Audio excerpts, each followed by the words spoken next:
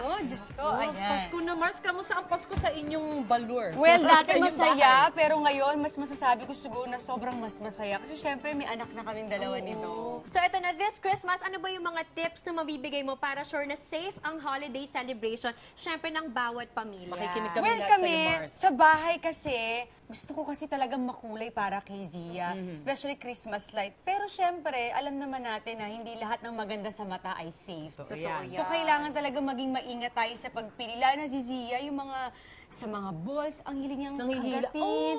So, kailangan makita natin na talagang yung mga wire, dapat talagang safe talaga. At especially sa ilaw, dapat may nakasil na ICC para safe talaga. Correct yan. Kasi Eto ba, may nagpass ng nakalagay? test yan. Check na. Ayun! Ayan. Meron ba, Mars? ganyan. Check Oo. natin.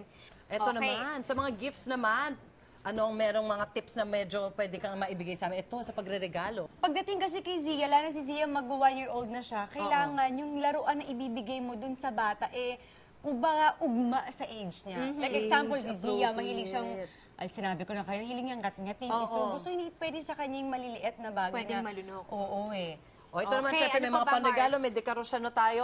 Lipat naman tayo sa ihahanda Noche Buena, Mars. Mahilig ka magluto. Siyempre, Yan. ito talaga yung pinaka-importante kapag Noche Buena. Siyempre gusto natin fresh, malinis. Tama. Siguro Yes, mas diba? maganda rin na kung bibili ka ng mga ganito na ihahain mo sa pamilya, na alam mo talagang safe na matagal nyo nang binibilhan. Tama, good idea Oh my yan. God, trustworthy niya talaga literal. O, may pagkain na.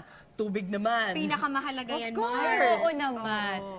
Sa tubig, ano bang iyong pinagkakatiwalaan, Mars, para syempre sa pamilya mo? Wilkins talaga ang nirecommend talaga sa amin na inumin ni Zia. So, hindi mahirap para sa akin. Anak ko, inumin ko din. Sandali na uhaw ako, inom mo na. Ayan. Go, Mars! Water party. Sige, Ay, inom oo ka nga, muna, Mars. Nakatuyo din ang lalamunan yan, ha? Ayan. Iinom muna ako, pasensya na kayo.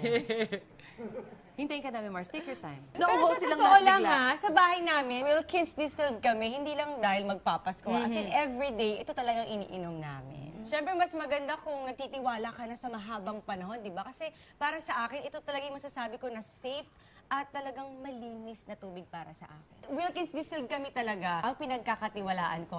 Trusted na mga moms na katulad ko at syempre, nire-recommend din ito ng mga doktor. At syempre, maraming mga nanay talaga ang nagtitiwala talaga sa Wilkins distilled water. Ayan ako, Mars. Maraming salamat sa mga napaka-useful mong tips para sa aming lahat. And of course, Merry Christmas para sa inyo ni Dong and Zia. Yeah, Merry Christmas din at sa inyong lahat.